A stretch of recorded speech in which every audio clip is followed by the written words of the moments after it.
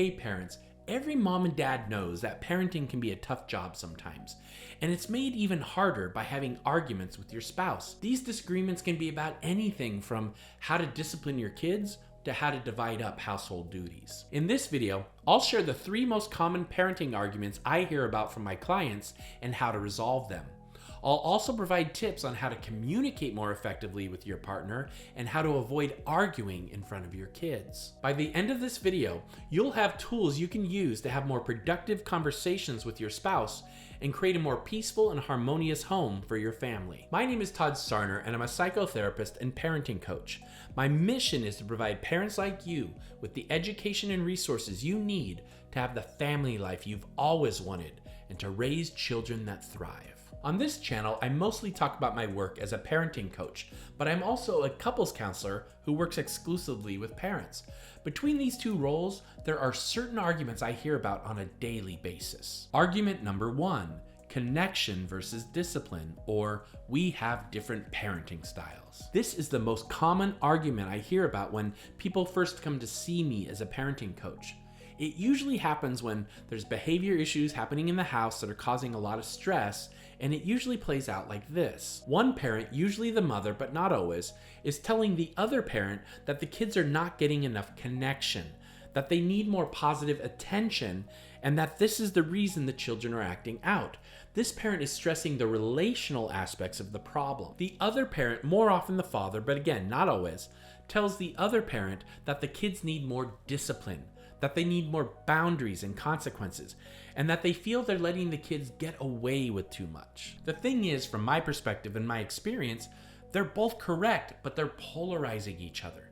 Kids need connection and they need good boundaries, but because each of the parents feels stressed and they don't feel listened to, they get more extreme in their positions. And when this happens, we're just getting further from the solution. Both parents are so adamant in their position that they're not really open to the compromise that's needed for the problems to be solved. The solution to argument number 1. The place to start is to have a new narrative that both parents can get behind. And I feel the new narrative should be what I said before, that both parents are correct.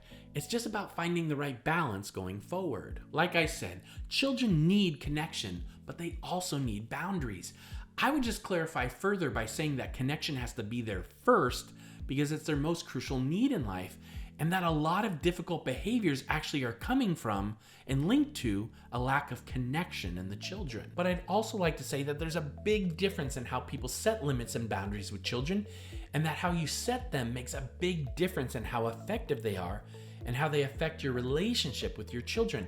I find that a lot of times the parent that doesn't want to set limits just doesn't like how they're being done. Children will start to erupt or melt down or even get aggressive when they're feeling too much frustration inside. When this happens, they need us to set limits with them in a firm but compassionate way, which is the magic formula for helping them feel their feelings and cry and get it all out so that they feel better. When you understand this, you understand that setting limits is not punishment. It's helping your kids develop the ability to move through emotions and become adaptive and resilient in life. If we don't set limits with them, it won't happen. But if we are too harsh, it won't work either, because yelling and being harsh with our children just makes them alarmed. And frankly, people don't learn anything when they're alarmed. And as far as communication goes, it never works to have conversations that sound like, I think they need more of this, and then the other person saying, well, I think they need more of that. No one feels heard or understood that way. If your spouse came up to you and said, honey, I'm worried about our son. I don't think he's getting enough attention, and I think it's making him anxious and misbehave.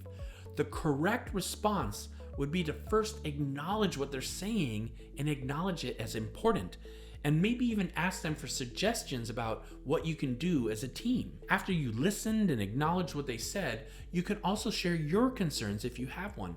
You could say something like, I agree with you that it's important for our kids to feel connected, and we're definitely going to work on that, and I think it's important too. But I'd also like to discuss how we set limits with them if that's okay. I think sometimes we can do a better job of saying no to our kids. I think it's important that they learn limits and that we're firm and consistent, but also kind in how we do it. I guarantee that this discussion will go much better. I've seen it hundreds of times.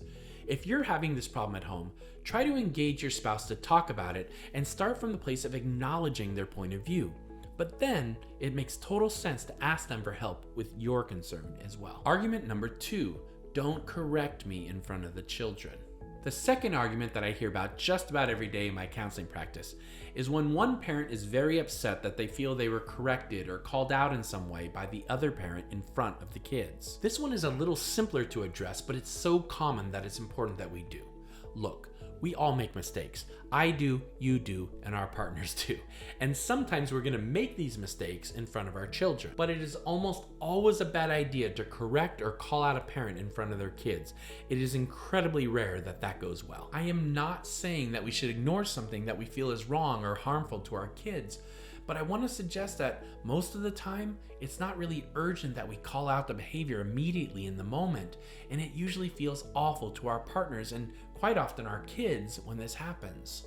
The solution to argument number 2. A lot of the time, this situation happens because one or both parents have a lot of energy built up about a particular disagreement they're having about something, or they're just not getting along in general when it happens. It's very important that we clean up these things so that they don't leak out into tension and arguments at the wrong time, especially in front of our kids. We need to sit down and be clear and kind with each other and work out these problems as they occur so that they don't build up. If you can't do that right now without fighting or escalating things further, it might be time to find a skilled couples counselor to work with. Sometimes we really need a fair third party to help us find our way out of negative cycles with each other. But in the moment that you're having a problem with your spouse's behavior, try not to call them out on it.